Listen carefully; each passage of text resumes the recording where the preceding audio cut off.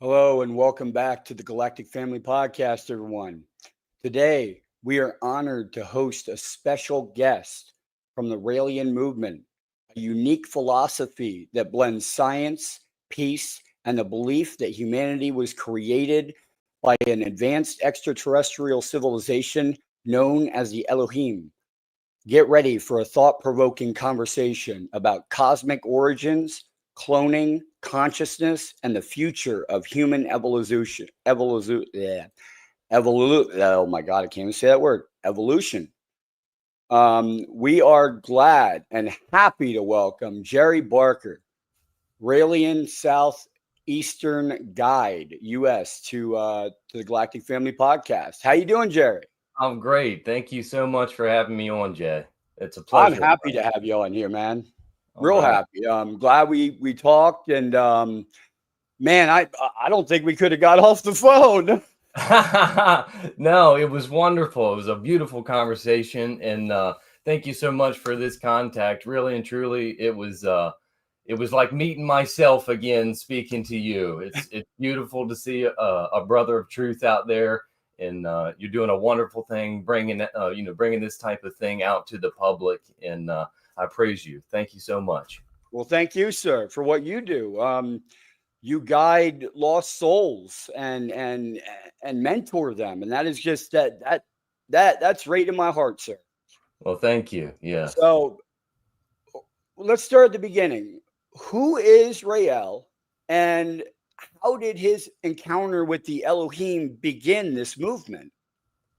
Okay. Well, in 1973, Rael had a contact with an extraterrestrial named Yahweh. And over the course of 6 days, he gave him a message for humanity, uh, a message of peace, love, uh, the past history of humanity, and the potential future. And so over those 6 days, well, I'll get down to the nuts and bolts of it. They told him that there is no God, and that the prophets that started the 7 major religions were sent by the Elohim themselves, and they are not gods, but an extraterrestrial race, civilization. And it was the scientists of their world that came and created life here. And they asked him to build an embassy to welcome them back. But there are some requirements. Most importantly, that the world must become peaceful before they come back. And so the major initiative of the Raëlian movement is one, to demystify God, another, to build an embassy to welcome the extraterrestrials, the Elohim, and then most importantly, to help bring about world peace. That's beautiful. That's beautiful. And now, is that the core messages he received then from the Elohim? Yeah, I'd say Okay. that's the core. Okay. Yeah. And did the Elohim explain to him how the creation of life on Earth actually happened, or did they walk him through anything of the creation story? Yes, they did. Yes, they did. So they gave uh, they gave their explanation of what happened here. So, for example, I can refer to Genesis in the Bible, and the creation story there, and that it took 7 days to terraform the planet and create life. Well, in fact, in reality, they explained to him that it took just over 2,000 years to terraform the planet. Okay. And really, I got to start this story a bit at the beginning, kind of like we Yeah. did the other day. And there's a timeline of the Elohim. So, for example, we are in a time in our history where we're discovering atomic energy. We're capable of manipulating DNA and doing genetic research and things to that nature. Well, the Elohim had reached a time era on their planet where they were doing the same thing. And they had actually created new life synthetically. And at that time, the public opinion on their planet was supporting them. But after some things happened, public opinion turned against them, and they were forced by the government of their world to leave their world and perform their tests or their So they're scientists, pretty much. exactly. Okay. And so when they came to the planet Earth, it was one giant ball of water, and they terraformed this planet by massive explosions into the ocean, water going into those areas, exposing the higher areas, and they compiled the dirt and the soil and the earth into one large continent of Pangea. Okay. You may remember that from some of our studies in high school, but when they created this original continent of Pangea, they took 7 laboratories and placed around that continent, and there began to do their studies on creating life here, beginning with single-celled organisms, and moving from there onto plant life, and from plant life to animal life, and from animal life to eventually human life. And there's a long story behind that of what not being allowed and then happening, and a beautiful history that does entail. But so the Yahweh gives an explanation of our past history and the things that happened. But I'd like to say, though, we talked about this before, within the Raëlian movement, the Raëlian philosophy, our history and how it happened is only a small portion of the philosophy. Really, you understand that it's a satisfying notion to know that there is no God and that extraterrestrials created life. But what's important is how to live happy now in this time era. Okay. Yeah. And what's incredibly fulfilling about being part of the Raëlian organization itself, attending the happiness academies. Okay. And those happiness academies are at those academies, the teachings that the Elohim taught to Raël while he was with them are taught there. Okay. Awesome. And so the guides that he has taught throughout his time now teach in those seminars. And actually, myself am a product of his guides. It was 15 years I've been in the organization before I met him personally myself. And so as such, I was trained entirely and completely by the Guides for Humanity. And I'll let you go ahead with any questions, Jay. Wow. It's amazing, though. It really is, to know that there's someone out there that cares enough about us to care. You know what I mean? They could have came past this planet and said, another planet. You know, and maybe life would have happened like it would have, and maybe we would have been apes that evolved, but they thought this place was special. And you know, and they stopped and they said, wow, this is it. You know, they're scientists. They looked at this planet and was like, this is perfect. You know, we can do this. And they were looking when they were forced to leave their planet. Okay, they were looking for another planet in within the Goldilocks zone, not too not too hot, not too cold. And it says within his book, and I recommend for everybody to download his book. It's called Intelligent Design: Message from the Designers, and you can download it absolutely for free on his website. That's rael.org. Okay, and so. In that book, he talks about how they were forced to leave their planet by the government of the world. But the very first place that they went was apparently too close for the government at that time. And they destroyed all work on that planet. And then they left and went to another and created life again. And I believe that one is a planet entirely covered in plant life. And I believe there was so there was a couple places they had stopped. I believe it was a couple times they attempted to create life before they ended here on Earth. And then actually I'll say this as well. Once they created life here on Earth, that it says in the messages that they created life on 2 other planets after ours, and to ensure that humanity would survive. Continues to exist. In fact, we are in competition with those 2 other planets and to earn the inheritance of our creators. Wow, that's pretty deep. And I've heard that we may become in contact with them before we meet the Elohim. And so as such, in that circumstance, I believe Rael has said that we have to give this message to those people as well. So our brothers and sisters in space. So when humanity was ready, they came down, and do you believe that the Elohim chose? Now I'm gonna butcher his name, but Claude, is it Claude or Claude? Yeah, Claude Claude? Lorian. Okay. Mm-hmm. Do you believe they chose him as their messenger to deliver this message?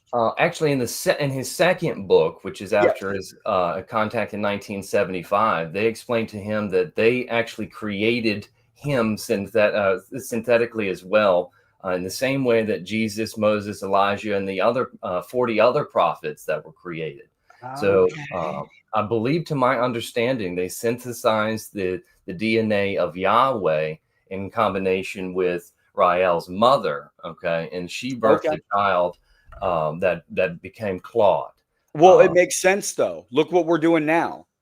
As a human species, like, we're bringing back the woolly mammoth, Well, I certainly believe the manipulation of DNA and genetics is a possibility to create life through the means of cloning and things like that. Sure, we can get there at some point too. So how do you interpret, though, the religious figures that you do see in the Bible, though? Like, there's different ones like Jesus, Buddha.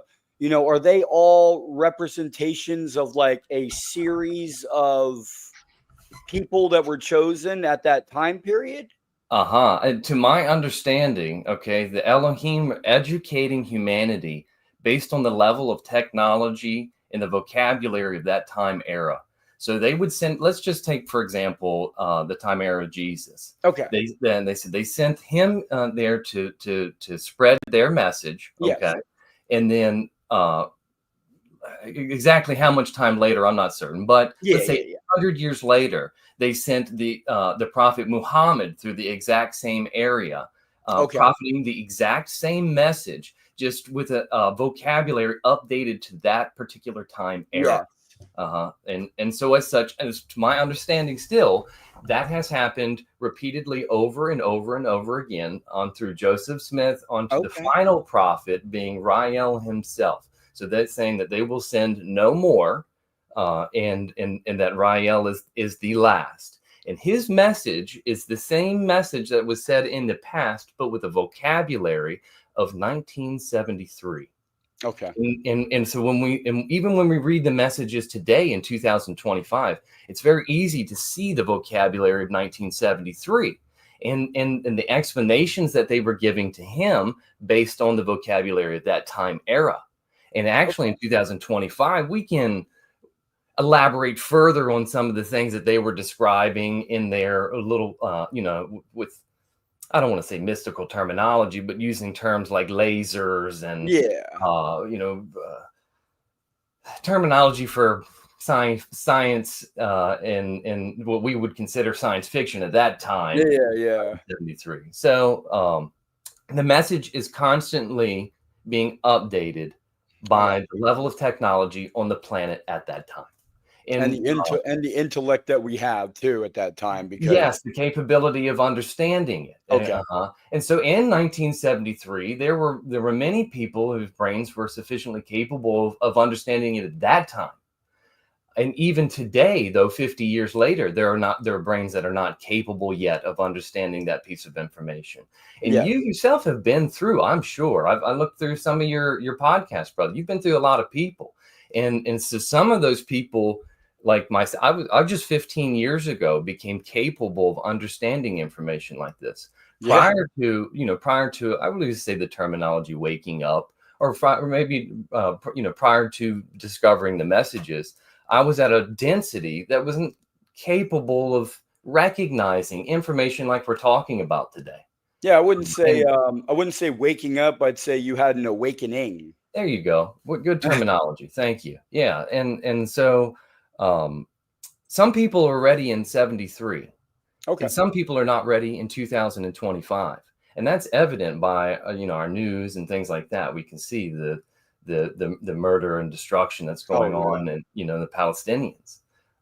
So everybody's on their own journey, okay, an awakening. And the entire planet is going through this journey and awakening. And imagine being the Elohim waiting for us all to come to this space where you and I are. We're in open arms how right many now, brother. thousands of years has it been, and they're in space going, man, are these humans ever gonna get this? But right here, we're at the last we're at the last mile. There's so many of us are ready and willing and wanting for this new reality that it's unstoppable in this moment. But we have to have compassion for the others that aren't ready yet, right? Because you weren't ready. Let's just say there was a time that you weren't ready. And there certainly was a time where I wasn't ready. And this I have to break back to being part of the Happiness Academies. I was able to, kind of break down my ego in these places and learn about things like humility and humbleness and compassion. And these are things that I wouldn't have really learned had I not been part of this organization, because my education at that time had really been, just government, had, high school, and really our cultural and everything that goes down, inside of a high school, and the social environments and things like that really doesn't have anything to do with awakening. So, fortunately for me, you might want to get to this at some point, but fortunately for me, I stumbled across the Ancient Alien series 15 years ago. Yeah. And that sparked something inside of me that really made me want to, search this inner feeling that I had about extraterrestrials and their creation process, here on Earth. Yeah, and when you searched that, like when you were on your journey, what did you find out was like the meaning of, because the Elohim seems like a meaning of like, okay, we are all humans. They are all Elohim. Is that how it is, or is that how they want us to perceive them? Okay, so to understand your question a little bit, I'm going to say, let's just describe what the terminology Elohim is. So Elohim is the term from the Hebrew Bible that was placed on our creators, and that means those who came from the sky. Okay, so that doesn't mean a whole lot. It really doesn't. It doesn't mean this particular Andromedan galaxy. It doesn't mean Palladian galaxy. It doesn't mean. It just means they came from the sky. Exactly. And actually, what they said is, you may call us Elohim because that's what the first of you did. Oh, okay. And so as so I was saying, that's really just it's just something, or name we're giving them to call a civilization. But imagine, there's the civilization that was okay. So there's a civilization that created us, but there was a civilization that created them, and then created the one before that, and the one before that, and the one before that. And imagine the side subsidies of all of these, and then in the infinite number of the civilizations that exist out there. So we do have our creators, but they are just one of an infinite number of extraterrestrial species that exist. And we look like them because they created us in their image, in this human-looking form. But that is not to deny the fact or possibility, let's say this, the possibility that other forms of humanoid type exist. Okay. And what that may look like in the terms of the Elohim, I'd like to say our depiction is what they showed to Raël during his encounter.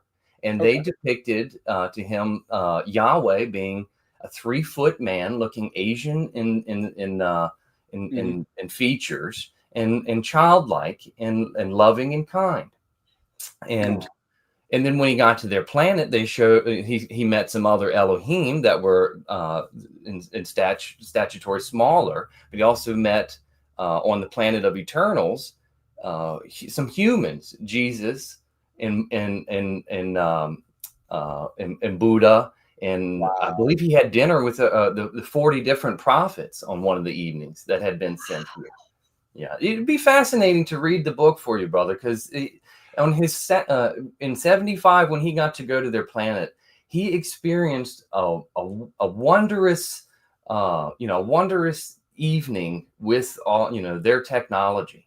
And it's fascinating just to hear about it and to wish and wait for it to be for us too. Yeah, like it. I mean, and it's getting there. It's very slowly, but it's getting there. I know it is. People are having awakenings more than ever before, and the time is now. I believe that it's here. We're in the time that we need to be to experience this beautiful thing that's about to happen, and it's wonderful.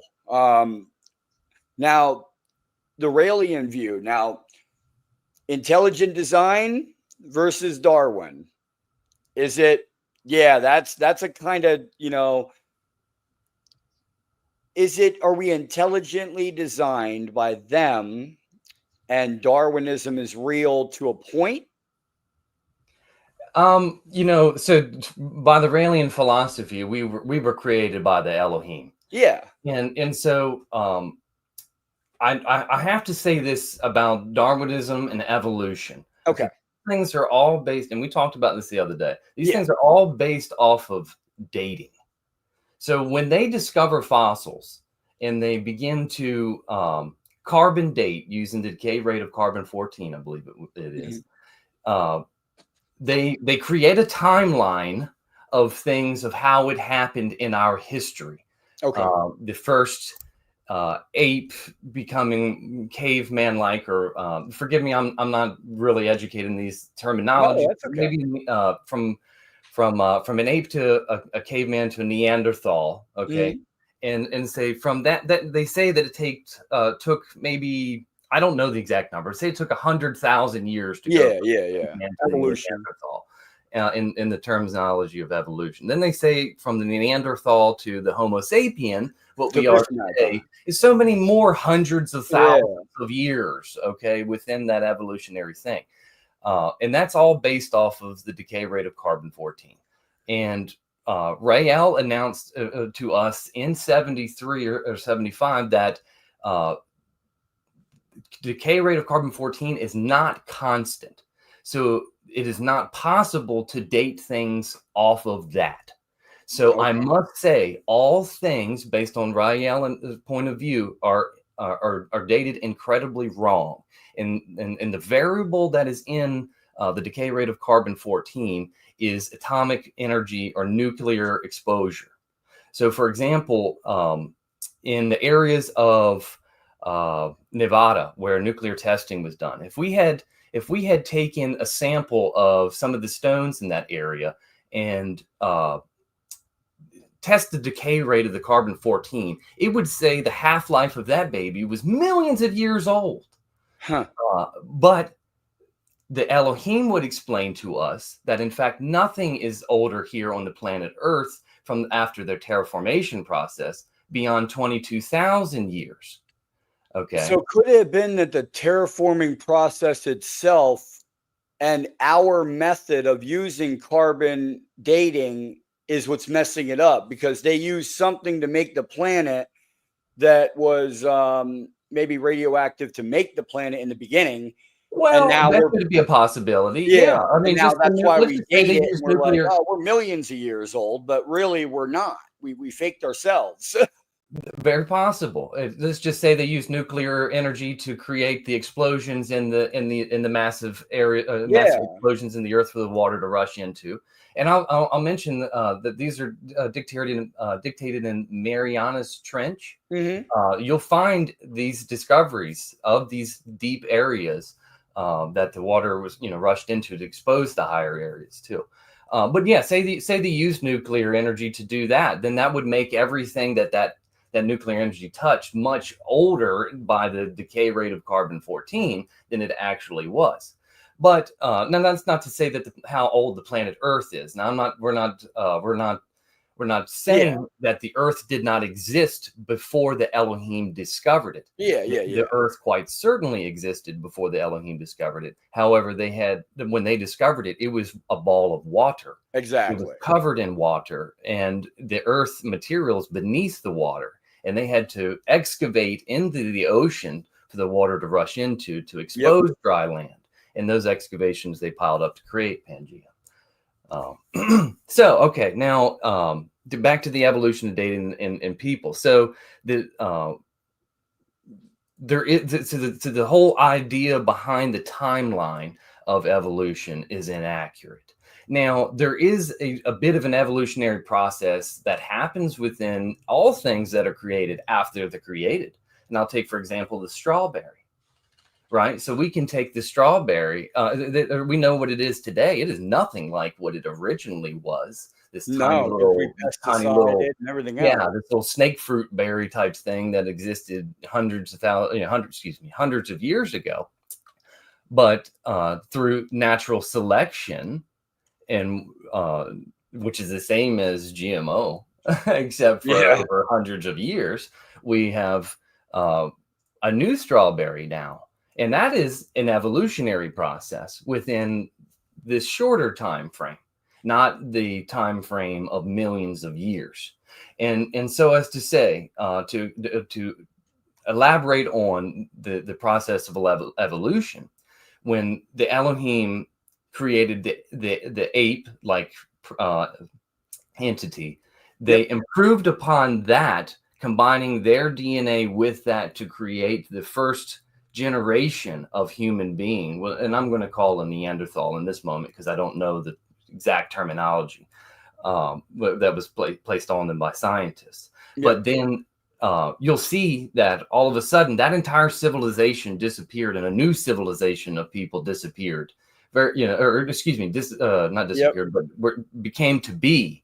And that new the new species of human that is a little more like the human, a little less like the ape, is not an evolutionary step, but actually following the artistic ability of a scientist that's manipulating DNA and through chemistry and genetics. And we also talked about this yesterday with chromosome 2 in the human body. If anybody on here wants to look up chromosome 2, scientists found out that chromosome 2, 20,000 years ago, was manipulated by something. They don't know by what, but they only know that the chromosome was a full circle chromosome. And then all of a sudden, 20,000 years ago, chromosome 2, all of a sudden, the whole top of chromosome 2 gets cut off. And now we are learning faster.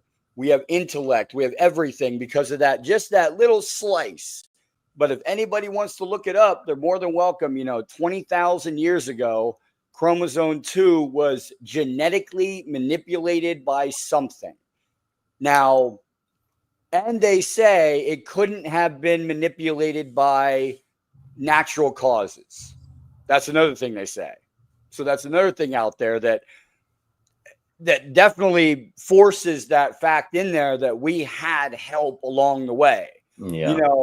They created one race and they said, man, they just ain't getting it fast enough. Well, let's see what this AI computer system tells us. Oh, all we need to do is make one little cut.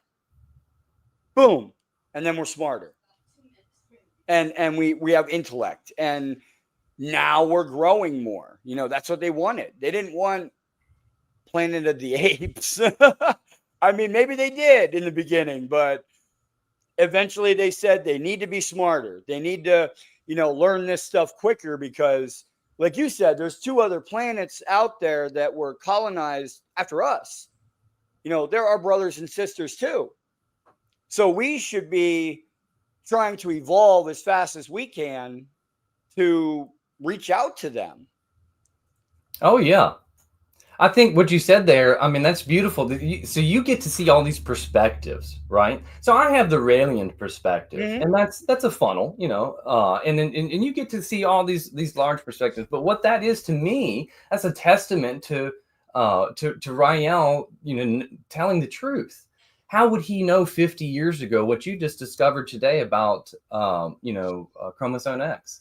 Yeah. And we have scientists within the organization that are highly educated on the human genome and things like that are far more educated than myself Yeah. to speak on things like that. And it might be wonderful for you to have them on here.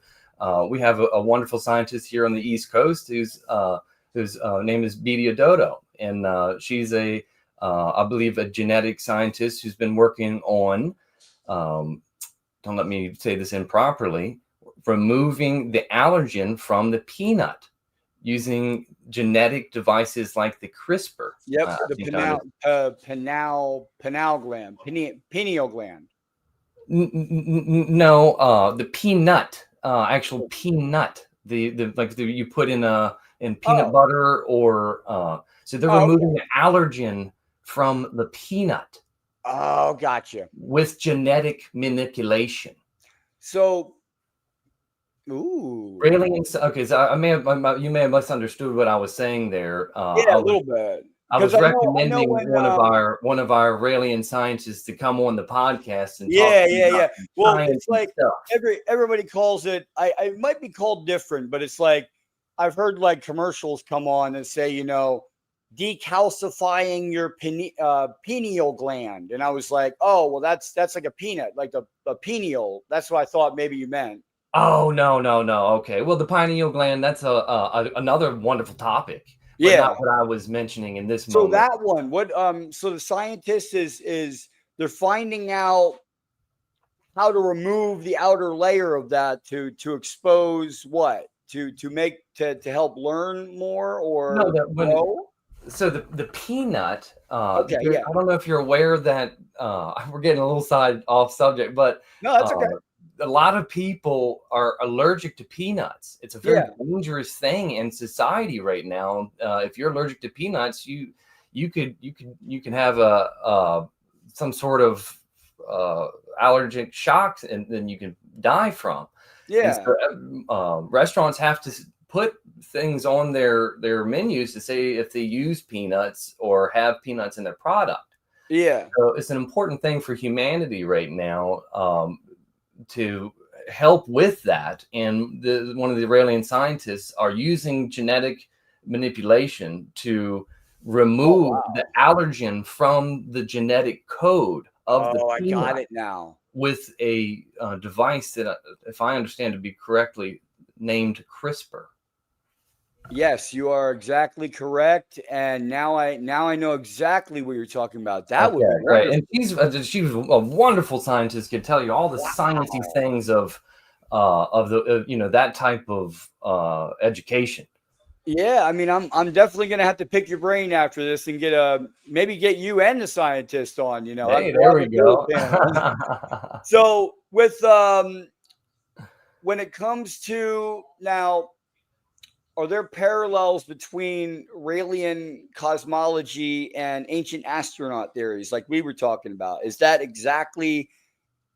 Are the Raëlian cosmology and ancient astronaut theories, are they the same thing pretty much? Well, let me say this. It was through the ancient aliens theory that I discovered, and I researched then once I saw Ancient Aliens. I researched, when I found all of this, I watched Ancient Aliens. I said to myself, I think this is what I believe. I think the extraterrestrials that they're seeing here on Ancient Aliens were mistaken as gods. And I believe it's those extraterrestrials that were the foundation of these religions. So I Google searched religions based on the ancient astronaut theory. Okay. All right. And then that's where I discovered Raël.org, and I got to download a YouTube video. Okay. And I recommend this for all your listeners. If you can jot this one down, YouTube, the video Message from the Designers. And that 8-minute video is what had me in tears and joy, to discover the pieces of information. And once I watched that 8-minute video, I went to his website and I downloaded the book. It's free. I downloaded it right on my laptop, and I turned on some classical music. And over the next 3 days, I read his book in the evenings after work, which for me at that time was really a special thing, because a 26-year-old American dude at that time wasn't reading many books. And in fact, the only book outside of high school or that I had read was the biography of Dale Earnhardt Jr. And you can see these race cars behind me, and so I love racing, and that's me, and that's my passion. But when I read his book, it drew out of me a calling. It says in there that at some point in time there was like 500 people wanting to join the Catholic, like to become a priest, a monastery, or whatever it is that when you go and join. There was like 500 people every time to join that, and now there's almost nobody wanting to join that anymore. And well, when I read this book, it's like I was one of those people that had that calling come out into them. I knew I had to help. I needed to be a part of this. This was my thing, and it came out of me like a lion roaring. Yeah. Now, we talked about this the other day. In my little world, in my bubble, that created a social destruction because of what I'd like to say, and what I had to say at that point was completely against the the going thing of God and things to that nature. Yeah. Deity, singular God. I got all the things going across the screen there. I'm trying to read. Yeah, I've got a bunch of people that are like talking in the background, and I'm just texting them and stuff. Great. How many viewers do we have on? It doesn't show me. 4 right now watching. We had 5 before, and they're talking about chromosome 2 right now, and like we were talking about, and genetic manipulation in there. Okay, great, awesome. I'm glad to see people in here. Yeah. So, what is your perspective on the other extraterrestrial contact experiences, like those reported by contactees and abductees? Is this possibly maybe the other 2 species or so from the other planets that were colonized after this coming to visit, or is it something else? I think that's an open-ended, loaded question, Jay. Because there's so many, like I could speculate in 1,000 different ways. Yeah. I do my internet investigations in the same way that you do, brother. Yep. And I have researched the Raëlian philosophy, and so I've been a Raëlian since 2010.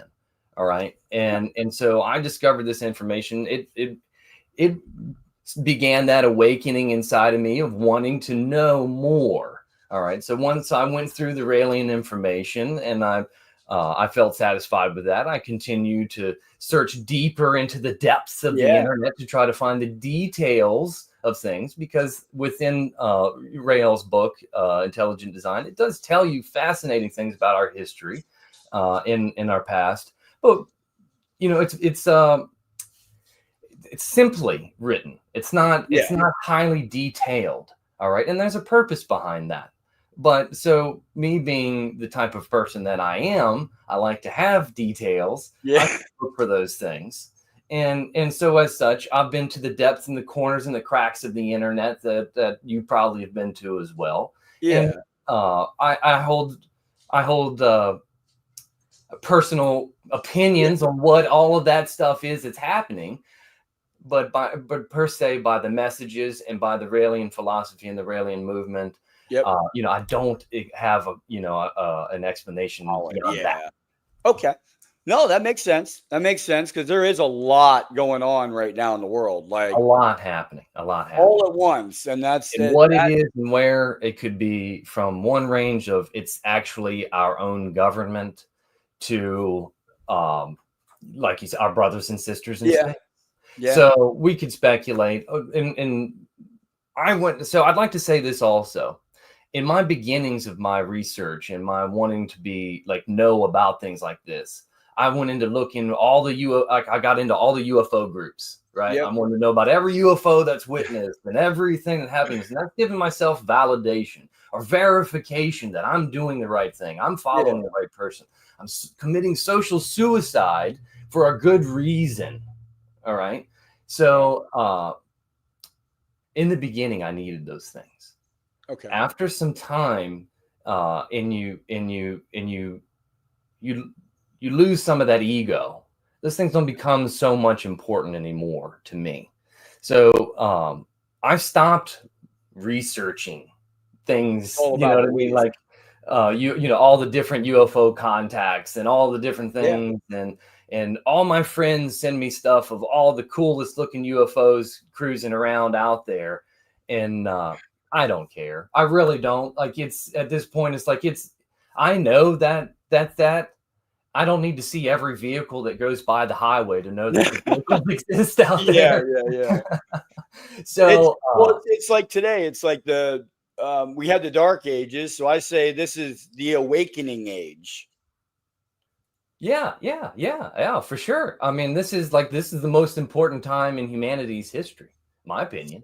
This is the ride that everybody's been wanting to take. This is the moment where the singularity happens. You were born at this moment, and I was born in this moment. It's like it's the most special thing that could possibly happen. What if we were born 200 years ago? Yeah. It's like, no, that's incredibly boring in comparison to being alive right now. Yeah. And it is vicious to see the terrible things that one another do to each other. But people were doing viciously horrible things in Genghis Khan's time era as well. And imagine the Elohim looking at that, witnessing that from for thousands of years, and the compassion that they have for us, hoping that we will have this awakening and begin to see each other as brothers and sisters instead of differences in skin tones. Yeah. And really we have further than that to go to see the unity of all of us. Really, in fact, if we consider the level of infinity, we are all one. And you are me, and I am you, and I'm Raël, and he's me, and we're all, everyone is one. And so if you hold a compassionate feeling for one another in that same way, you can just have like a wonderfully peaceful, civilization and interactions with one another. Because that's the thing here, is not having empathy. Because like if I come across a person, like say, for example, my parents who don't recognize this information at all,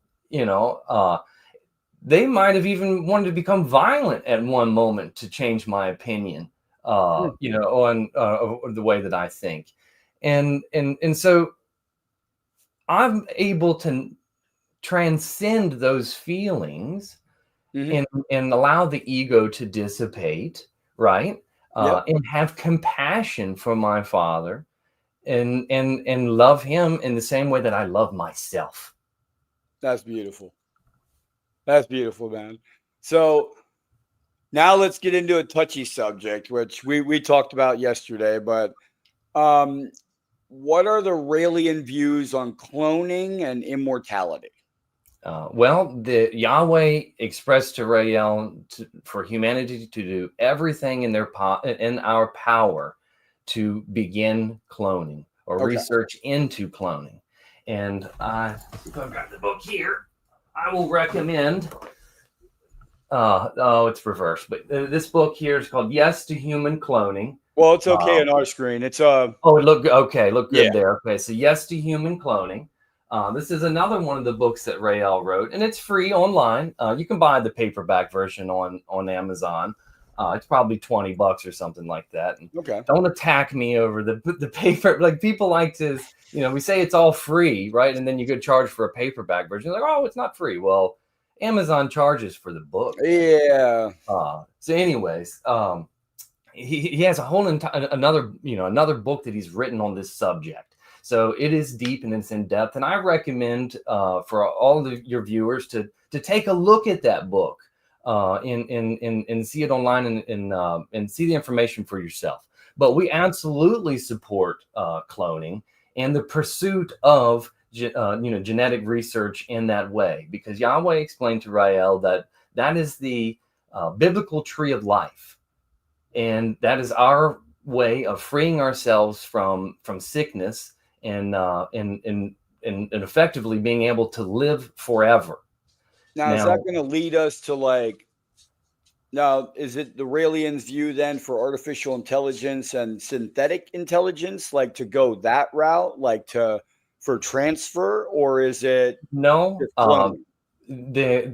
To my understanding, the Elohim have the ability to transfer the consciousness from one body to the next. Oh wow! And so if you were to be cloned, your consciousness would be transferred from you here to your clone, a younger version of yourself.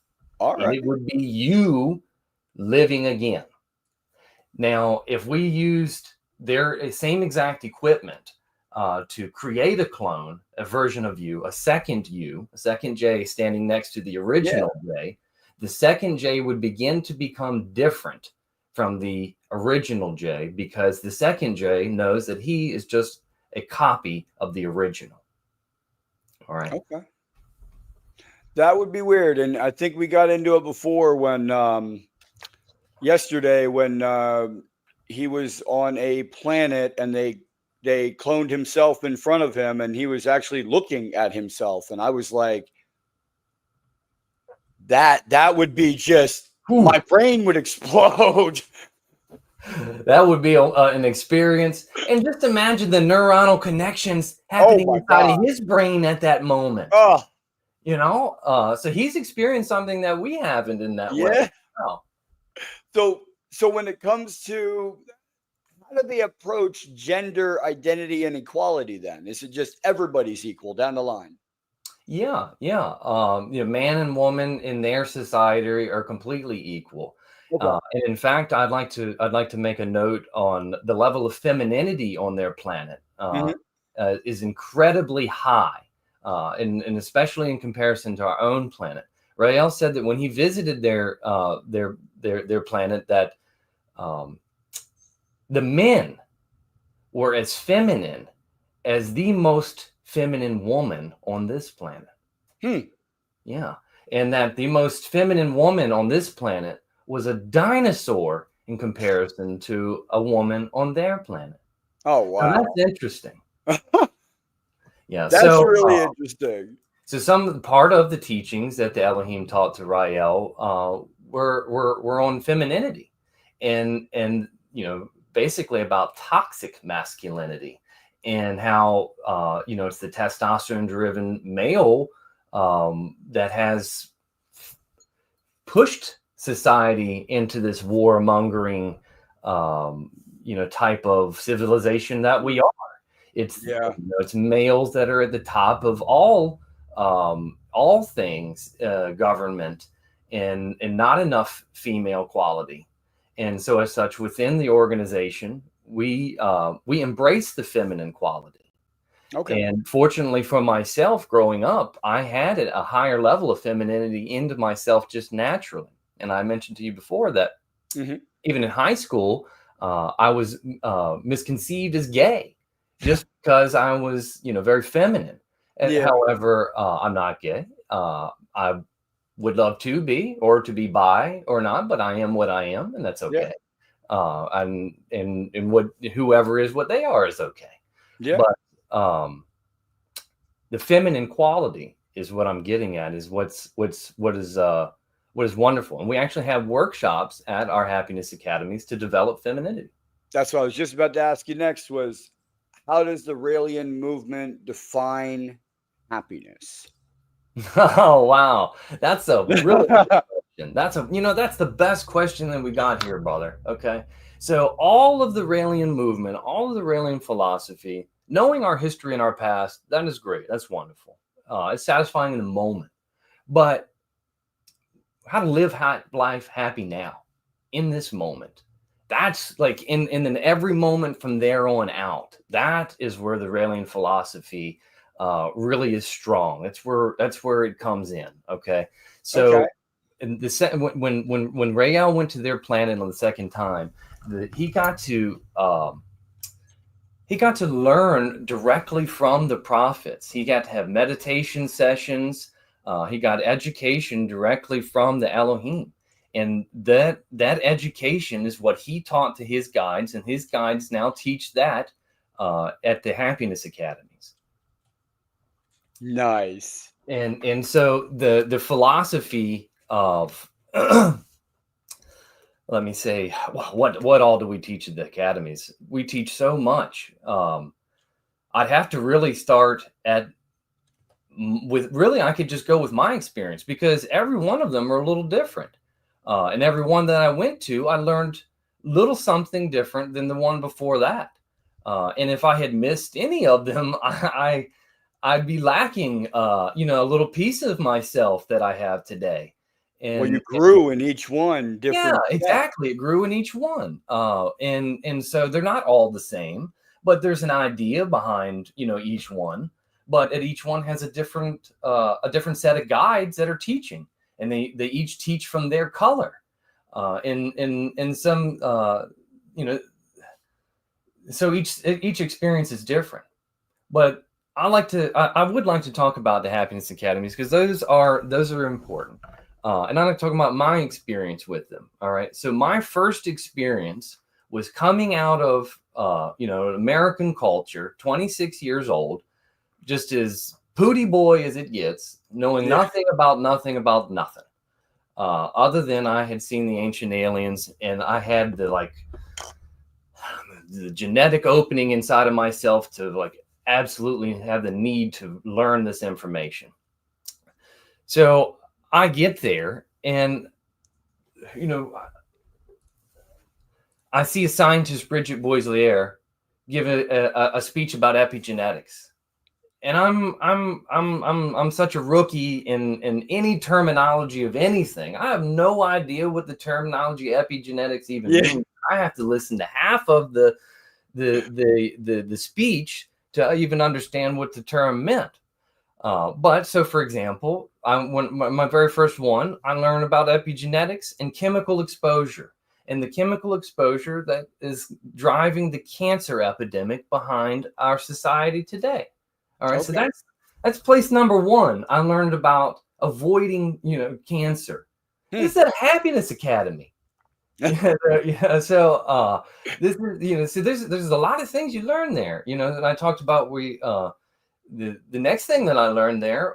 Remember, again, standard American boy. Not I ate Taco Bell for lunch. Yeah. I hit Burger King for dinner for the flame broil. Yeah. And if I was feeling healthy that day, I went to Subway and I ate fresh with Jared. With extra salad, right? Yeah, got me a Sprite instead of a soda. So when I go in, I'm at my first Happiness Academy. Raël wasn't there, but his doctor, Mark Rivard, was there. He gives a speech in a sermon on nutrition.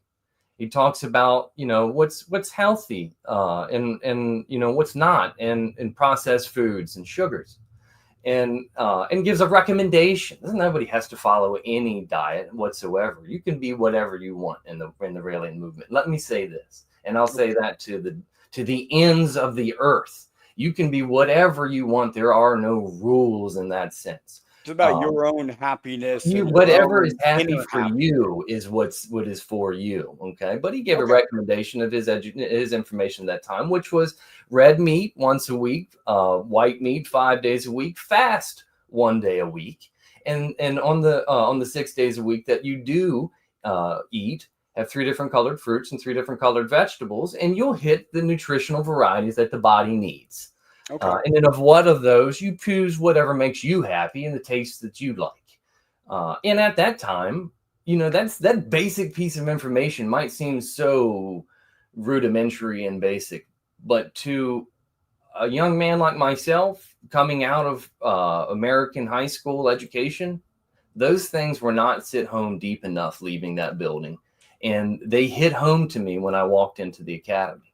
Why? I don't know. Because probably in health class, they told us that hot dogs weren't good and processed food was going to, have harmful effects. But for whatever reason, during our health class, I probably was staring at the behind of the girl in front of me than paying attention to the teacher. Yeah. So when I go to the Happiness Academy, my brain is open and like a sponge to absorb. And it did hit home for me. And when I left out of there, I stopped eating junk because I didn't want to. I really hit home to me that I didn't want to develop cancer, and that it was myself, my own choices that would bring about the development in cancer inside of myself from the epigenetic exposures that I had. And this is information that I learned at my very first Happiness Academy. Wow.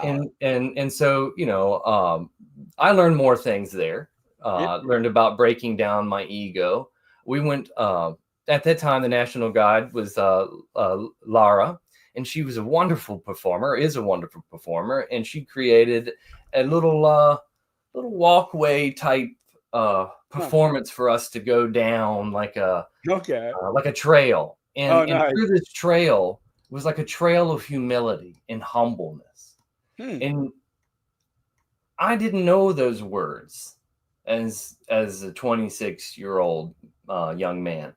I heard those words. They don't hit home with me. Actually, at 26, all I care about is hot rods, motorcycles, and chicks, smoking cigarettes, and girls. Yep. And so I am the least humble person that I know in that moment, and I have an ego that's inflated, and I have I am the individual who I was in that moment. And then when I get to go into the Happiness Academy and see these performances and productions boosting humility and humbleness and showing you about, bowing and putting your forehead to the floor and allowing the humility to flow out of yourself. Okay. Spirituality, maybe some of the culture that maybe Asian communities have built into their culture, but the American culture didn't have it all. Yeah. And then so as such, they bring you into another big room and we all meditate together 7 times a day. Wow. What an incredible experience. I had never meditated in my life, and let alone had I stopped my brain from thinking. And so as such, when I go into my first Happiness Academy, I'm meditating over and over and over and having moments of thoughtlessness. Okay. And that's the goal, is to try not to think, try to gain control of this out of control mind, this out of control beast. And so I began my journey on controlling my mind. And these are all things on my first academy. I've been to dozens after that. So no wonder you jumped into it. Your mind was blown. Yeah, so to give my testament on Raëlian Happiness Academies, wow, man. Don't miss a single one. That's my testament. Every person on the planet that could possibly make it to one, go. That's my testament. Because if you're like I was, uncultured, then you'll go into an environment with every culture that exists. You'll see white people, black people, yellow people, every color and everything in between. Okay? Everything in between. And you'll just have tears of happiness flowing down your cheek just from seeing the people when you go into a room like that. Because when I was prior to going into a church, I only saw white people when I walked into that building. And, that's nowhere near as satisfying when you see a diverse group of individuals in front of you coming from all cultures of walk. That'll hit you deep. It'll hit you real deep, man. And you'll want to be with these people. Because they're open, like they're non-judgmental in that way. They're there to practice the reduction of that. And so as such, within these environments, it's the most loving environment I had ever been in. And so I've never experienced love in that way before. So do Raëlians then believe in total nonviolence as a universal principle then. Absolutely. Okay. Yeah, absolutely. That's beautiful. And Way so it should be. I'm experiencing a level of love that I never even knew was possible, in the non-judgment. And so just having this feeling around these people, I just wanted to be around the people so that I didn't have the judgment around others that I'm always regularly around in my life. And so that was like a real carrot for me to come back, to be in the presence of just the most wonderful beings I'd ever met. And they were there to learn themselves. And now I'm not the same person I am when I'm there. And when I go home, I'm more me than I am Raëlian philosophy. But when I am there, I try to be the best me that I can be, right? And then try to take that home with me and allow that to extenuate for as long as I can. And quite certainly the people that I'm there with aren't always as wonderfully loving as they are in there when they are there. But when we come together, put our minds in this mindset and reinvigorate one another, our vibrational frequencies elevate to a level that re-energize ourselves to reintegrate into the public. And what's incredibly important, I'm sorry to interrupt you, what's incredibly important as a Raëlian about that, I think we are a beacon of light within humanity. I go to the Happiness Academy. I feel the vibrational frequency elevate through all of these techniques that we're doing there, and as well as relishing in the other people, and then Maitreya himself. I'm buzzing. I mean, just like you're, out of this world. But when you come out of a place like that, and then it's part of our mission to watch that, feel it, kind of deaden as you share that with everyone around you at every moment, at the airport when you're leaving there, at the rental center when you're returning your car, the hug that you give to your girlfriend, to your family when you go back because you got to reintegrate with the family if you've chosen to. Like I still have all connection with my biological family. I love them in the same way that I love all people. And so as such, I still have connection with them. I was going to say we just talked about that yesterday also about if you get, and it was scientifically proven, 20,000 people were meditating. I think it was either 20,000 or 10,000. Don't quote me on that, anybody, but they were meditating in Chicago. And then all of a sudden, the crime rate drops the next month by 30% because they meditated every day for like a month. And just once, they only meditated once a day. They all did for once a day, same time. They didn't even have to be in the same place, but they all were in Chicago area. The crime rate goes down 25% just because of them meditating peace. That's wonderful. And I'm so glad you brought that up. Thank you. Because that's the subject I want to bring up. To conclude the last topic, because I do get on tangents. When I go to the Happiness Academies, I come out of there buzzing. And then I share that with everyone and everything. All right. And I personally am of the belief that the vibrational frequency of all things after me have been a piece of that elevated into them. And I can slip down, vibrationally, and even into a depression, right? You can give too much of your energy, especially after like I give a presentation or a public speech or something like that. So what I do have though are the techniques that the Elohim taught to Raël for meditation in harmonization to bring myself right back into alignment. So I could allow myself to continue to reverberate down and even almost reconnect with my family members in frequency. But I don't. I use the techniques taught by Raël to meditate, harmonize, and re-energize myself in such a way so that I maintain a level of harmony that even like when I go back to the seminars, you reach a new peak every time you go. Yeah. But my resonance of where it comes back to is a little higher each time though. Okay. And so as such, happiness academies are great.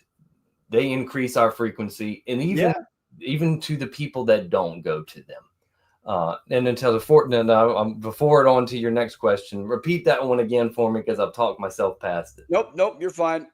I was gonna say, what is the to wind down a little bit? What's the biggest misconceptions about the Raëlian movement? Biggest misconceptions. I don't know what are in the thoughts and the hearts of, you know what I mean? People.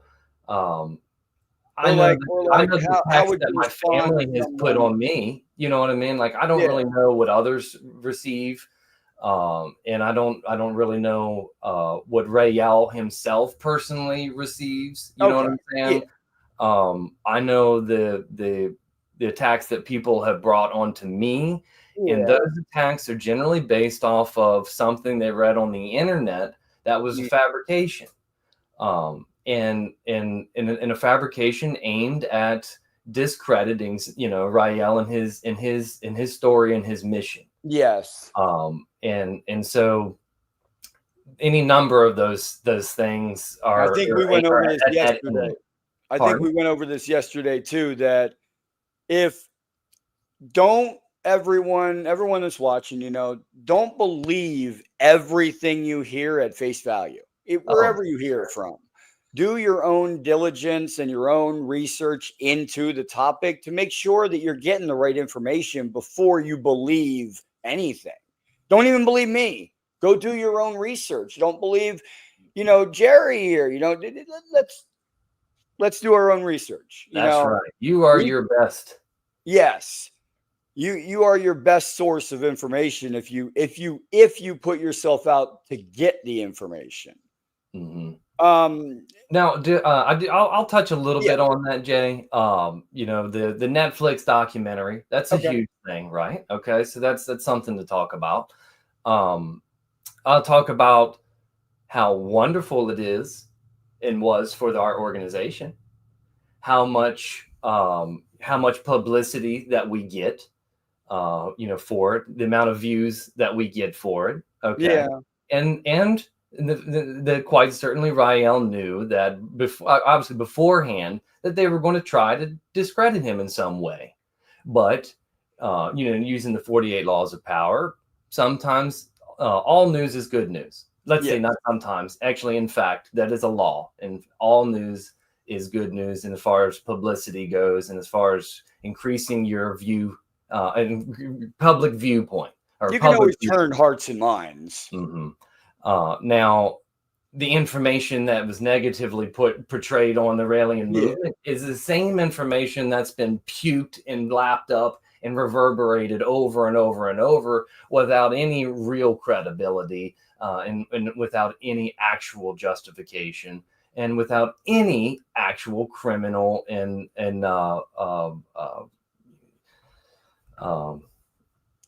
allegations. It's all speculation and all BS aimed at no criminal proceedings, no nothing. It's all fabrications. Yes, all things aimed at trying to destroy the reputation of a person that's attempting to wake humanity. Doing something beautiful. Like if you do something beautiful, you shouldn't be just stomped on like this. Like, I mean, there's some people out there that are like, oh man, this guy's messing up my Kool-Aid. All right, he's next. And there's always a next person. It was his movement, and then it was another movement, and then it was this movement. But they targeted this movement because they're telling the truth. That's the thing. Exactly. The truth is so unpopular at any time era, isn't it? Yeah, so they don't want the truth out there. I'll talk about another person that spoke about truth in his time era that was murdered for it. hung from a cross and Yep. killed for speaking truth. So at least we're in a time era where it's not in that way. He just had Yeah. to suffer a social discredation instead of an actual violent act. Yeah. And so as such, we're thankful to be alive in this time era and not that time era. Yeah. Right. So, has the movement ever been involved in any investigations or collaborations looking into the Elohim? Okay, Rael's message comes out. You guys have your own science teams and all these other teams and everything. Do they actually, okay, Rael says, hey, this is what the planet was I was on. And then now your science team is like, we're going to try to find it. Uh-huh. As far as find the planet, I don't think so. Okay. Or anything else he says. The other day. I'd like to elaborate on what you say there is like our group looking for verification in what he's saying.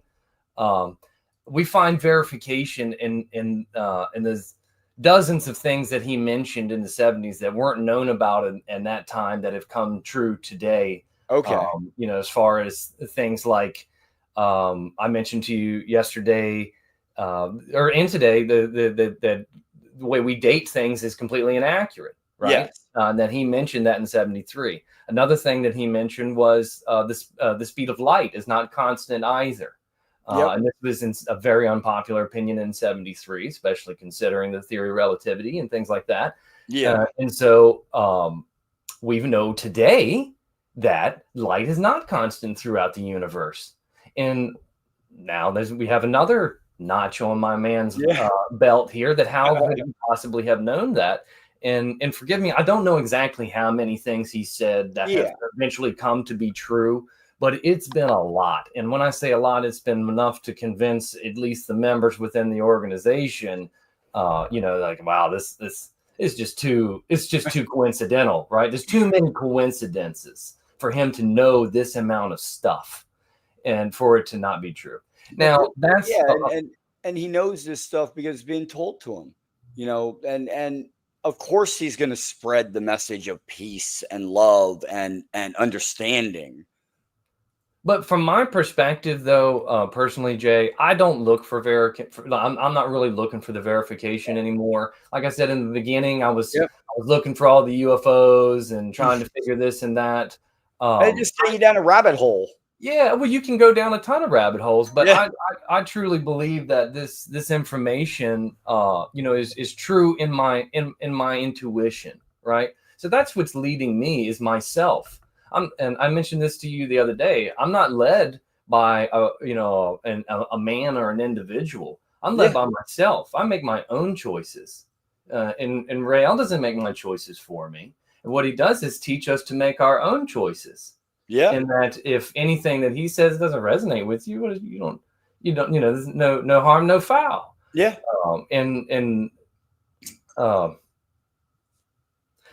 I forgot where I was leaving. No, you're good. It's just pretty much it's like treat others how you want to be treated, because you want to be treated the right way. That's the way you should treat everyone. Yeah, of course. And now, does the Elohim message give insight into other intelligent species in our universe? Insight into other intelligent, it doesn't give specifics and it doesn't give details. It just says, that they tried on these planets and failed, but they went here and then they did 2 more. Well, it says within the messages that they themselves created us, okay, and they were created by someone. But also that they are not the only species that exists in this region of the universe, and that they are in contact with, and I'm going to quote, thousands of other species of humanoid type. And it elaborates in the message that they are the most scientifically advanced of all of the species that they have met, or all of the civilizations that they have met. So to my understanding, okay, if we reference some of the information that maybe we have searched in the depths of the internet about the galactic universe, to the information that I understand, the Elohim are the most advanced civilization in this galactic region. Okay. So That if we're makes a going lot to of try to sense. place some details and some specifics of It'd who be they like, are and where they are and what they are, yeah. all we know is that they are the most advanced. So it'd be like us. We thought at one time we were the only ones in the universe, and we would have done the same thing that they did. We would have grown up. We would have sent our probes out to check for other life, and that's what they did, and they found it. And that's wow. Just I'm glad they did. I'm glad they checked, because who knows what would have happened if they didn't. It could have been chaos in the universe. It could have been war. It could have been, these species. They've probably done so much behind the scenes that we don't even know about. We'll never know about that.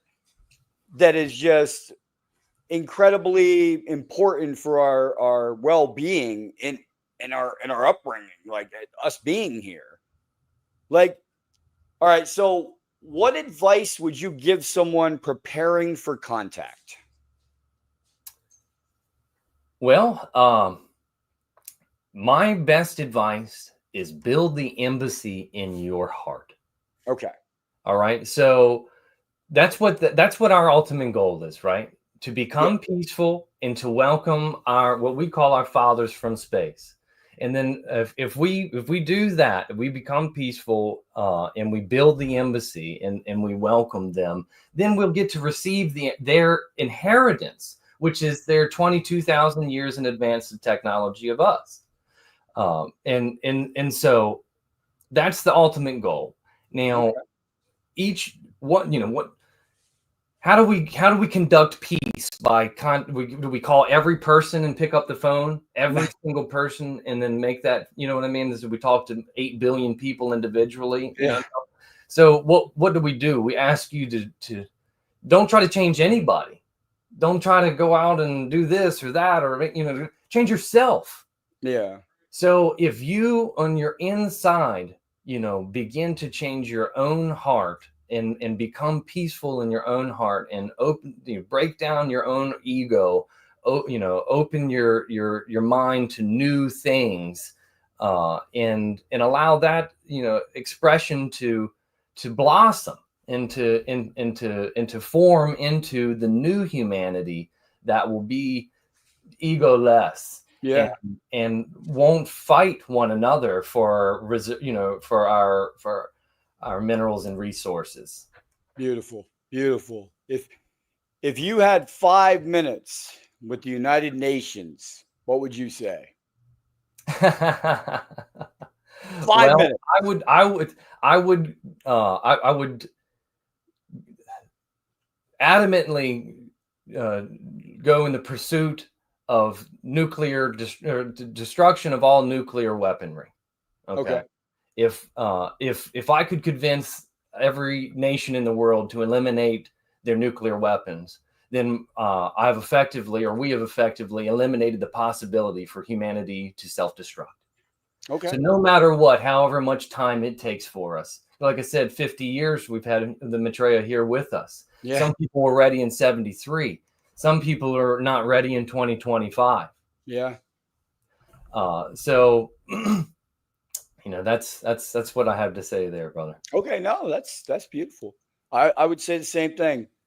Just, hey, oh well, we can't get rid of that much. Yes, you can. There's a way to get rid of them. Like, all right. So, what does Raëlianism say about death and what happens afterwards? Well, after the Raëlian philosophy, after death, there is nothing. Okay. So unless science intervenes. Okay. All right. So say, for example, I pass away right here, right now. To the Raëlian philosophy, nothing happens. And the energy that animated this body disperses randomly into the universe around me right here. Okay. But in this reality, in this realm, in this moment right now, a scientist with the capability to pluck one of my cells that has all of the genetic information, DNA and information. Yep. of what I am, the program Mm-hmm. that began this body. Okay, we can recreate this image here right again, right now, right? They could, and in front of us. And then what they could say is they can transfer our consciousness from this body to the next and live again effectively. But if they don't intervene scientifically to transfer the consciousness, then it does not transfer. It's just your energy dissipates to the remaining universe. That's to my understanding. Okay. And infinity exists, and I quite certainly exist an infinite amount of times. But in relation to mass, size, in what we call time, for the elements to combine themselves together in the mathematic number for civilization to have started in this part of the universe, to have advanced to an Elohim, to have creating life, to eventually to have had, my parents having sex to make me, that infinite, in the infinitum, so I understand, will happen again an infinite amount of times. But in the duration of what we experience, time will not happen again for this consciousness.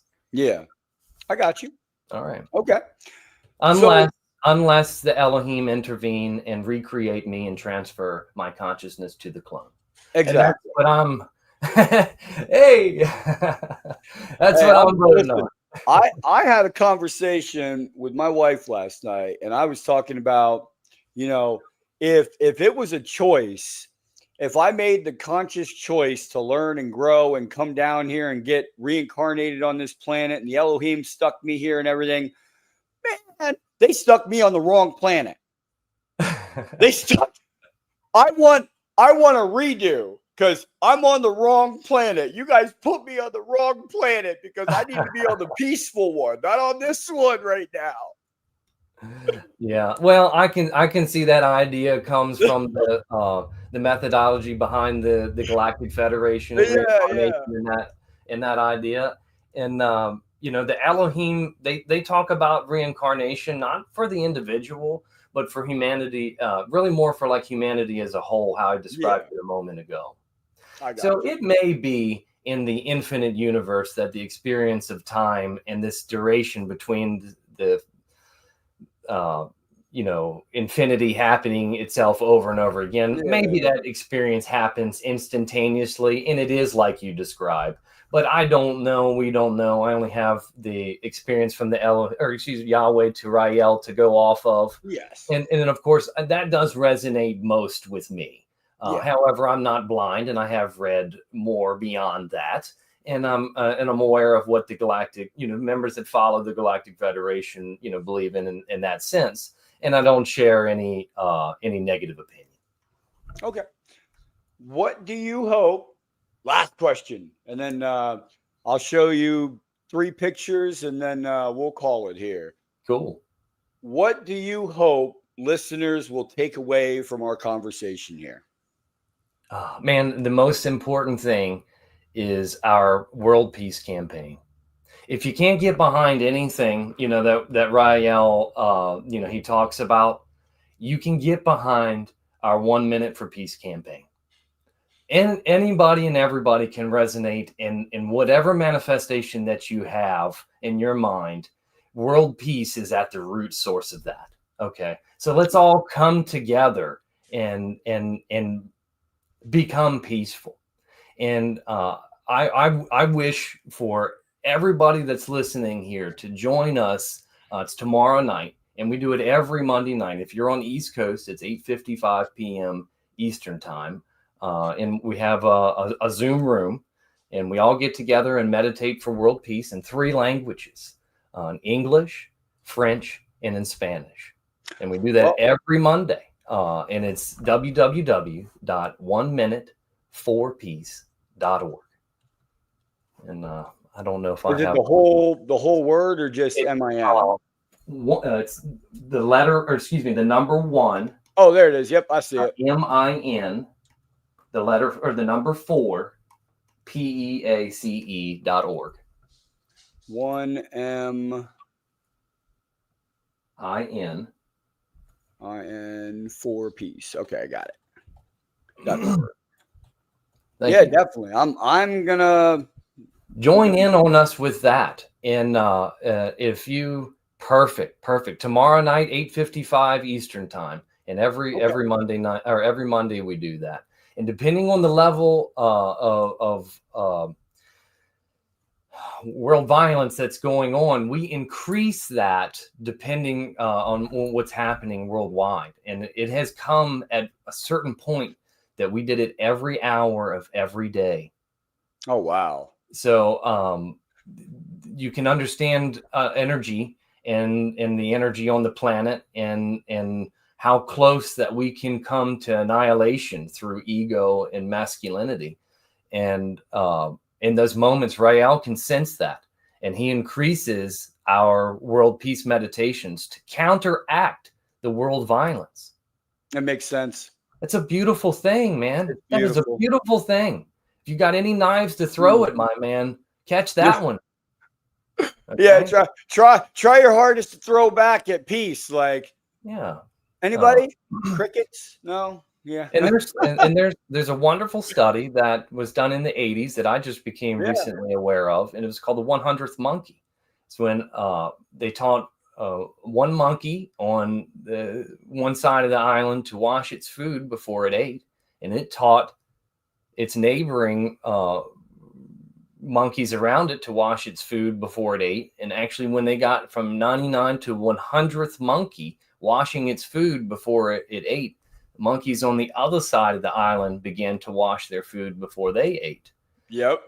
Which is an astounding study showing that the effect that our brains have when we combine together in a collective.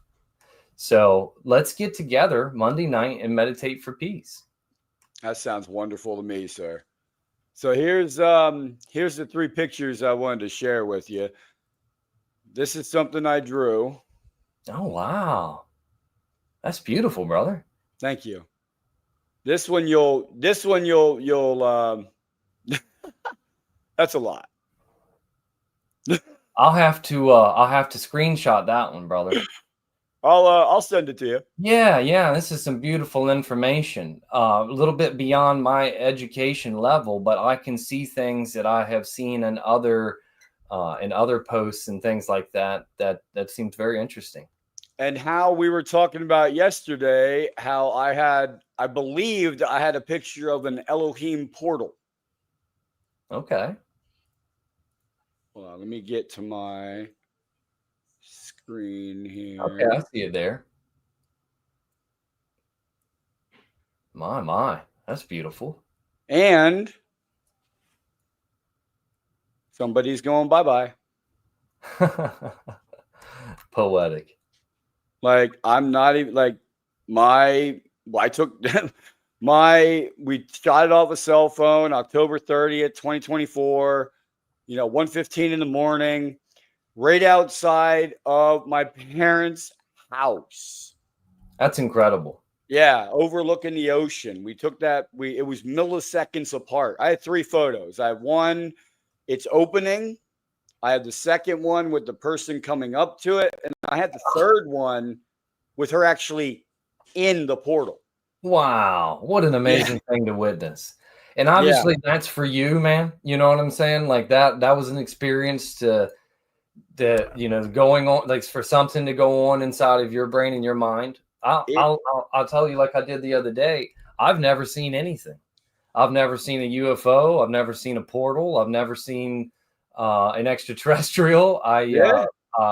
Personally, like my own verification, I have no personal validation that any of this stuff is true.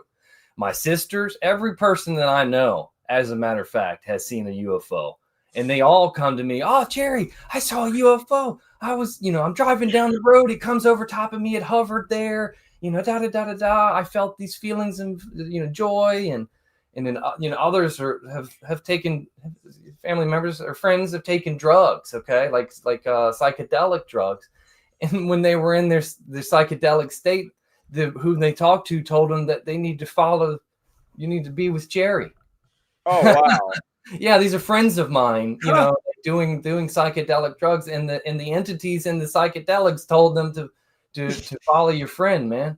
You know what I mean? So that's some interesting things, but that wasn't for me. You know what I mean? That was for them. So I don't have, if they were trying to give them a message, I'm thinking the message would have been, dude, you realize you can do this without the drugs. You can do this with meditation and stuff with Jerry. Go with him. You're messing yourself up. That's a good way of looking at it. That was wonderful. Yes. That's the way I would see it. They say that in the messages that it's through meditation. They tell them not to take drugs and things of that nature to achieve levels of heightenedness, because you can do it the proper way, which is through meditation, non-thinking, gaining control of the mind. And also there's a combination of feeding the body. Your body is your temple. So you gotta ingest, you ingest your diet as well. You ingest your diet through your eyes, you ingest your diet through your mouth and your eating. And all of those things develop the individual. And so I'll lead back to where I was saying a moment ago is I don't have any verification of anything. I am a Raëlian because in my intuition is why I'm in a Raëlian, because of the way that I feel, in the way that it resonates with me. Yep. Yeah. Well, however you want to end it, sir, because we're at the end of the podcast now. I mean, any other questions or anything for the guest before we cut it out here, or is that it? Does I'll anybody give you a couple minutes here, people, to put your questions up, and if not, then we will go ahead and call it. And then I will I'll get a hold of you after this, Jerry. Well, not a hold of you, but I'll send you those 3 pictures, including the portal one, to you. That way you have that, because maybe if you want to show the science department or something that, hey, look, we actually have it. Here's a portal. I did. I took. I'm working for MUFON as a section state director, so I investigated that case myself. I took it to third parties. I had an AI machine look at it to see if it wasn't manipulated, and it was like 0 manipulation. I'm like, there's the proof. Nice. That's wonderful, man. I think, the vibrational frequency of the planet and everybody, resonating closer to where the Elohim are and things like that. Our realities are going to begin to blend. That's for sure. Oh yeah. I do want to say one last thing before we go. We didn't get to touch much on the swastika. It's a super important thing within our. 1 second. We got a question. Oh, okay. What do you feel about when people try to force angels and demons belief for the space people? Like, all right, let me put it this way then. When they try to push the fact that they're not extraterrestrials, it's all angels and demons, stuff to hurt us and stuff to help us. That's it. Mm-hmm. So how do I feel, or what do I do, or what do I say? What do you feel about what do you feel when people try to force angels and demons belief system on the spacefaring intelligent races? Mm-hmm. I personally feel compassion in that moment. Okay. I feel compassion for someone that hasn't yet understood what I have understood. Yes. And so as such, we're at a difference in, I'm going to say, in vibrational density. And we're not going to be capable, more than likely, of being able to communicate back and forth with any kind of mutual agreement. That's my personal opinion. Okay. And so as such, I'm really just going to try to hold a sense of compassion and love and not, not project negativity. That's beautiful. Do Raelians believe in souls? Good question, Rabbi Alien. No, we do not. Okay. Yeah. Mm-hmm. The soul is just an energy source, right? It's an energy. It's a. It's to elaborate a little bit, the Elohim explained the soul like our genetic code.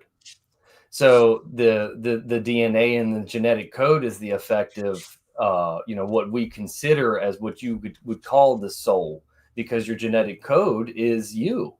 So if I replicate that genetic code, then I can replicate your soul. So what I want to say is we have a difference in vocabulary in this moment, and that what we apply the term soul to, I don't think anyone on this planet exactly knows yet what the consciousness is, right? Or if we want to differentiate or separate what is what and who is who. If our genetic code is our soul, then what is our consciousness, and how do we differentiate, and how we where's the math behind the consciousness? We don't have that yet. All right, so they haven't explained that to us.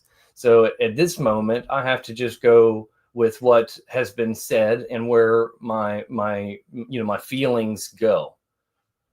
Okay. And I think you just said the ending of that, right? When she was coming up with it too. Lady Daniel's my biggest supporter, actually, here on the channel. Beautiful picture. And yeah, she's Raëlian as well too. And okay.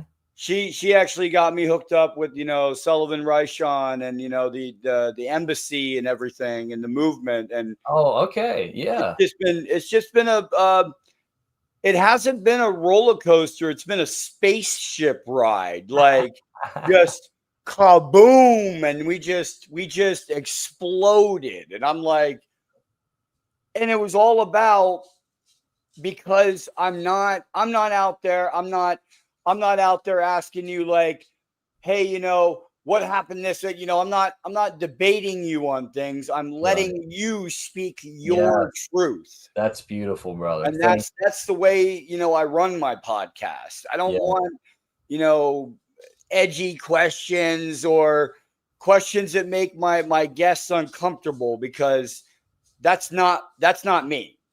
That's not who I am, Well, thank you for, like trying to be from a place of truth and not necessarily from a place of clickbait. Exactly. You become quite a bit more popular by trying to clickbait. Exactly. I'm aware of that, but I sense you, brother. I feel myself within you. You know what I mean? I feel like I've known you forever, and we're literally 2 days knowing one another. You know what I mean? Like, so I sat there and I told you, and I thank you for being, who you are. And like I said, you personally are a light on this planet, and what you do is bringing about a level of consciousness that's going to change the world. So, thank you so much for being on here. Thank you, Lady Danielle, for connecting, Jay with us, because this is a wonderful opportunity to be able to, demystify the messages themselves. Because there's a lot of misconception and misinterpretation even of Rael's mission here on Earth, because of the attacks from, let's just say, organized religion that this message does destroy.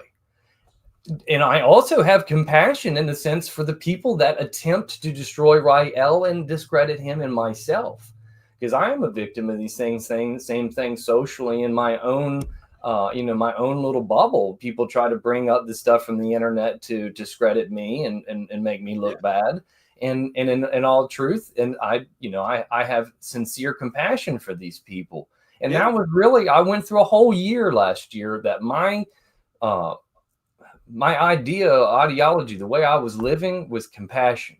I wanted more compassion in my life, more compassion in the organization, and more compassion in the region that the Raëlians that I work with. And it's an attribute that everyone can have more of, and that's where I'm riding right now, is just trying to, you know, share as much love as possible and be as compassionate as possible and allow people to grow on their own timeline, their own journey.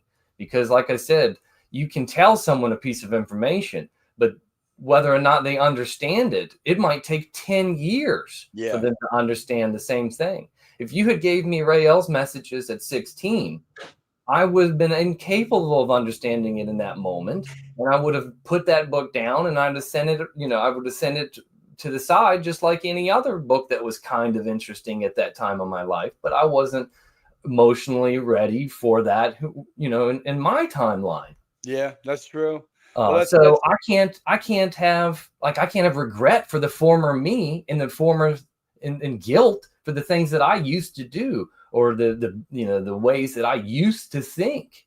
Yeah, and it's like everybody grows at a different rate, mentally, physically. They grow differently, and their upbringings, their backgrounds, has a lot to do with how fast they grow, how fast they learn, and learn what they need to. And it's like I said on this podcast, like you said, I'm not here for clickbait. I can say that right out with everybody out here, everybody watching. Truth, brother. My podcast is not for clickbait. I let people tell their voices the way they are, their truth. And it doesn't matter if I have 80 million followers or 10.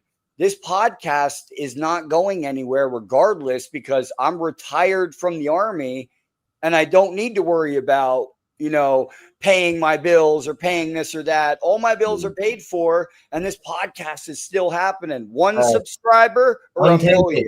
Untainted, real life. Exactly. Yeah, I love Untainted, that, and the way it should be. But I thank you, sir, for being on here, and I'll be happy we'll to come definitely back stay in contact.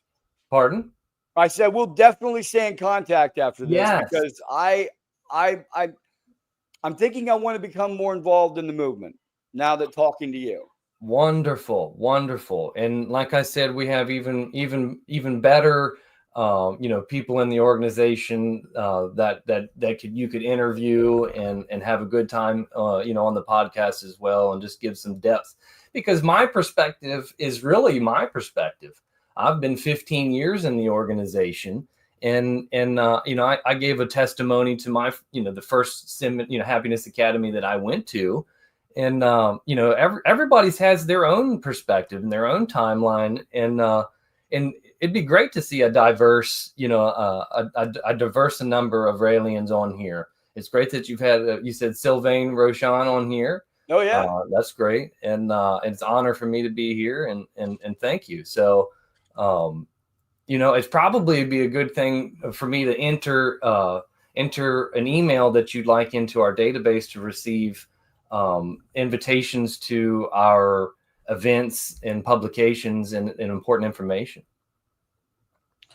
I would love that. I would love that very much. So, yeah. And it looks like, it looks like, there you go. So maybe you'll see her there. Lady Daniel is going to be at the Happiness Academy this year. Oh, sweet. Okay. So, Lady Daniel, you're going to Japan? Yeah, she is.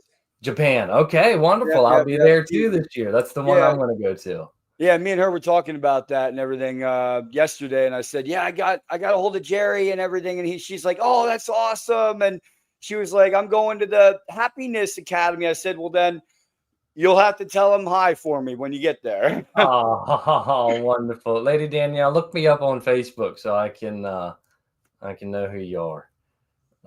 Wonderful. Yeah, that's great, Jay. Thank you so much. And like I said, I'd like to come back again, have opportunity to talk about the swastika and its importance in our history and its importance in today and our future. So that'll be the next podcast, everyone. You heard it. We're talking about the swastika and how to bring it back from the brink of what the regime of the Nazis did to it before. Yes. So rehabilitation of the rehabilitation of the swastika. There you go. Yes, rehabilitation, because it was used in ancient times for different symbols of love and peace and luck and love and light. Yes. And it was used the wrong way. So we'll get into that on the next podcast with Jerry, and we'll talk about bringing that symbol back the way it was meant to be. Fantastic, Jay. Thank you so much. Thank you to your viewers. Reach out to the organization anytime. It's www.rael.org,